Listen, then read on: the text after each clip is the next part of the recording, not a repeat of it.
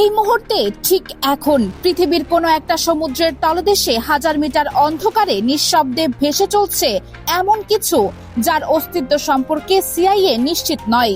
এমনকি রাশিয়ার নিজের নৌবাহিনীর অধিকাংশ জেনারেলও জানেন না এটা ঠিক কোথায়। দৈর্ঘ্যে দুটো ফুটবলের মাঠ, ভেতরে আরেকটা সাবমেরিন, আর পেটের মধ্যে এমন একটা অস্ত্র যেটা একবার ছুটলে ৩০ তলা সমান ঢেউ তুলে গোটা একটা উপকূলীয় শহরকে মুছে দিতে পারে। আর এই জিনিসটা এখন ভেসে বেড়াচ্ছে ইরানের দিকে। কেন? কি ঘটছে পারস্য উপসাগরে? কেন আমেরিকা, চীন আর রাশিয়া, তিন পরাশক্তি একসাথে এক সমুদ্রে মুখোমুখি হচ্ছে? আজকে সেই গল্পই বলবো, আর শেষ পর্যন্ত শুনলে বুঝবেন আমরা হয়তো তৃতীয় বিশ্বযুদ্ধের দোরগোড়ায় দাঁড়িয়ে আছি, শুধু জানি না। গল্পের শুরুটা বুঝতে হলে একটু চিন্তা করুন, পারস্য উপসাগর কি জিনিস? এটা শুধু একটা সমুদ্র নয়, এটা পৃথিবীর অর্থনীতির অক্সিজেন সিলিন্ডার। বিশ্বের মোট তেল রপ্তানির প্রায় 1/3 এই জলপথ দিয়ে চলাচল করে। হরমুজ প্রণালী, যেটা এই উপসাগরের প্রবেশদ্বার, সেটা বন্ধ হলে আক্ষরিক অর্থে পৃথিবীর ইঞ্জিন থেমে যাবে। তেলের দাম রাতারাতি 3 গুণ হবে। ইউরোপে শীতকালে ঘরে হিটিং বন্ধ হবে। এশিয়ায় কারখানা বসে যাবে। আফ্রিকায় খাদ্য সংকট তীব্র হবে। এই যে এতটা সংবেদনশীল একটা জায়গা, ঠিক সেখানে আমেরিকা তাদের সবচেয়ে শক্তিশালী এয়ারক্রাফট ক্যারিয়ার স্ট্রাইক গ্রুপ মোতায়েন করলো। এটা কোনো রুটিন টহল ছিল না, এটা ছিল একটা ক্যালকুলেটেড মেসেজ, বিশেষ করে ইরান আর তার মিত্রদের উদ্দেশ্যে। বার্তাটা ছিল সোজাসাপটা, আমরা এখানে আছি, আমরা দেখছি, আমরা প্রস্তুত। একটা এয়ারক্রাফট ক্যারিয়ারের কথা শুনলে মনে হয় ঠিক আছে, একটা জাহাজ, কিন্তু বাস্তবে একটা ক্যারিয়ার স্ট্রাইক গ্রুপ মানে হলো একটা ভাসমান সামরিক ঘাঁটি।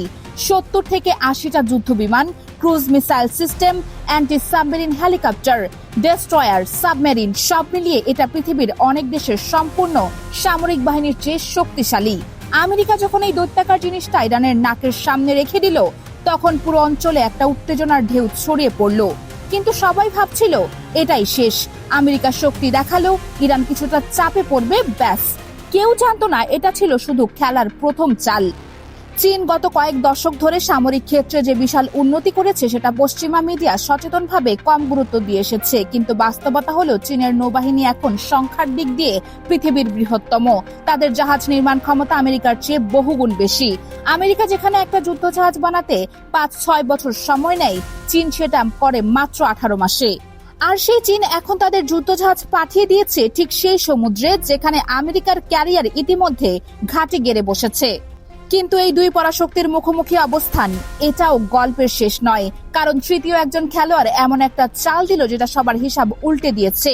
আমেরিকা আকাশে যুদ্ধ বিমান পাঠালো, চীন পানির উপরে যুদ্ধ জাহাজ পাঠালো। দুজনেই নিজেদের শক্তি দেখালো খোলামেলা ভাবে সবার সামনে।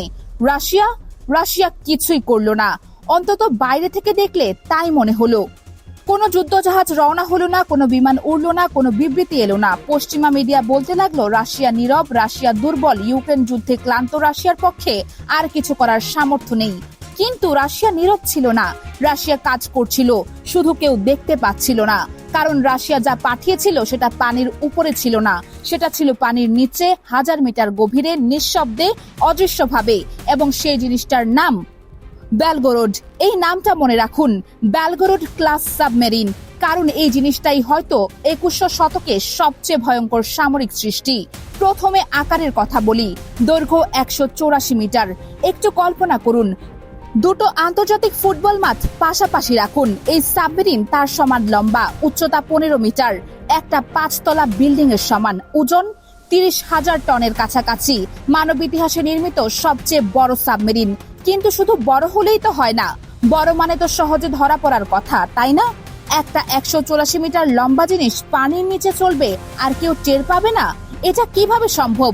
এখানেই রাশিয়ার প্রকৌশল প্রতিভার আসল পরিচয়।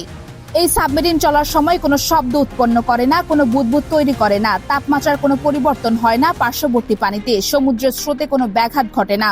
এটা যেন জলের মধ্যে মিশে যাওয়া একটা ছায়া, আছে কিন্তু প্রমাণ নেই, অনুভব করা যায় কিন্তু ধরা যায় না। পৃথিবীর সবচেয়ে উন্নত solar system, satellite imaging, under water sensor network, এই সব কিছু দিয়েই এটাকে নির্ভরযোগ্যভাবে ট্র্যাক করা যায় না। সিআইএ এর শীর্ষ বিশেষজ্ঞরা স্বীকার করেছেন এই সাবমেরিনের গতিবিধি সম্পর্কে তাদের কাছে সীমিত তথ্য আছে। সীমিত তথ্য, গোয়েন্দা ভাষায় এর মানে হলো আমরা আসলে জানি না। গত 4 বছরে এই সাবমেরিন মাত্র 2 বার মানুষের দৃষ্টিগোচর হয়েছে, মাত্র 2 বার। বাকি সময়টা কেউ জানে না কোন সমুদ্রে ছিল, কত গভীরে ছিল, কি করছিল, সব অজানা। আর এটাই এর সবচেয়ে বড় অস্ত্র, অজানা থাকা। বেলগরোড ভয়ঙ্কর, এটা বললে আসলে কম বলা হয়, কারণ আসল আতঙ্ক এই সাবমেরিনের শরীরে নয়, আসল আতঙ্ক আছে এর পেটের ভেতরে। পোসাইডন, গ্রিক পুরাণে পোসাইডন ছিলেন সমুদ্রের দেবতা, যিনি ত্রিশূল দিয়ে আঘাত করলে সুনামি আসতো, ভূমিকম্প হতো, সভ্যতার ধ্বংস হতো।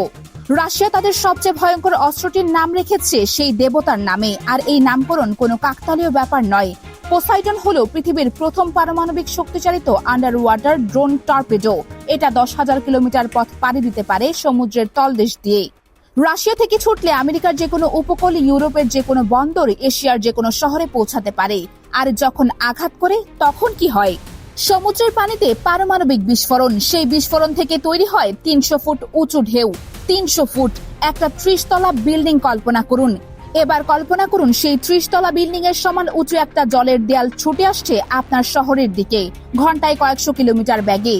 নিউ ইয়র্ক শেষ, লন্ডন শেষ, টোকিও শেষ, মুম্বাই শেষ। শুধু ঢেউ নয়, এই বিস্ফোরণের পর তেজস্ক্রিয় দূষণ ছড়িয়ে পড়বে সমুদ্রের পানিতে। সেই দূষিত পানি বাষ্প হয়ে মেঘ হবে, সেই মেঘ থেকে বৃষ্টি হবে, তেজস্ক্রিয় বৃষ্টি। শত শত কিলোমিটার এলাকা দশকের পর দশক বসবাসের অযোগ্য হয়ে যাবে। আর এই অস্ত্র লঞ্চ করার ক্ষমতা পৃথিবীতে মাত্র একজন মানুষের আছে, ভ্লাদিমির পুতিন।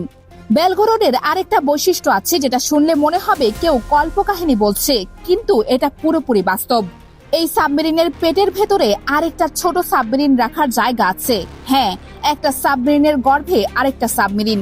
এই ছোট সাবমেরিনগুলো বিশেষ অভিযানে ব্যবহৃত হয়। গভীর সমুদ্রে গোপন মিশন, শত্রুর আন্ডার ওয়াটার ক্যাবল কাটা, সমুদ্র তলের ভৌগোলিক জরিপ। এছাড়াও এর ভেতর আছে দুটো অত্যাধুনিক আন্ডার ওয়াটার রোবট। এই রোবটগুলো সমুদ্রের একদম তলদেশে নামতে পারে, যেখানে সূর্যের আলো কখনো পৌঁছায় না, যেখানে চাপ এতটাই প্রবল যে সাধারণ কোনো যন্ত্র টিকে থাকতে পারে না। আর এই রোবটগুলো কি করতে পারে জানেন? কৃত্রিম ভূমিকম্প তৈরি করতে পারে। সমুদ্রের তলদেশ থেকে এমন ভাবে কম্পন সৃষ্টি করতে পারে যে শত্রু দেশের মাটি কেঁপে উঠবে, আর কেউ বুঝতেও পারবে না এটা কৃত্রিম নাকি প্রাকৃতিক। ভাবুন, একটা দেশে হঠাৎ ভূমিকম্প হলো, সবাই ভাবলো প্রকৃতির খেয়াল, অথচ সেটা হয়তো 1000 কিলোমিটার দূর থেকে সমুদ্রের তলদেশে বসে থাকা একটা রোবটের কাজ। এটা শুনতে অবিশ্বাস্য লাগছে? হ্যাঁ, লাগারই কথা, কিন্তু এটাই 21 শতাব্দীর যুদ্ধক্ষেত্রের বাস্তবতা, যেখানে সবচেয়ে ভয়ঙ্কর আক্রমণ আসে সেখান থেকে, যেদিকে কেউ তাকিয়ে নেই। সবচেয়ে অবাক করা বিষয় হলো এত বিশাল, এত জটিল একটা সাবমেরিন রাশিয়া বানিয়ে ফেললো প্রায় 6 বছর ধরে, আর বাইরের পৃথিবী টেরই পেল না। আপনার কি মনে হয় পারস্য উপসাগরের এই উত্তেজনা কি শান্তিপূর্ণভাবে শেষ হবে, নাকি আমরা এমন কিছুর দিকে এগিয়ে যাচ্ছি যেটা ফেরানো আর সম্ভব হবে না? কমেন্টে জানান। ভিডিও ভালো লাগলে লাইক দিন, শেয়ার করুন, কারণ এই তথ্যগুলো প্রতিটি মানুষের জানা দরকার। চ্যানেলটি সাবস্ক্রাইব করুন আর বেল আইকন চাপুন, যাতে এই ধরনের বিশ্লেষণ আর কখনো মিস না হয়। পরের ভিডিওতে দেখা হবে, ততক্ষণ চোখ খোলা রাখুন, কারণ আসল বিপদ সেটাই যেটা আপনি দেখতে পান না। আল্লাহ হাফিজ।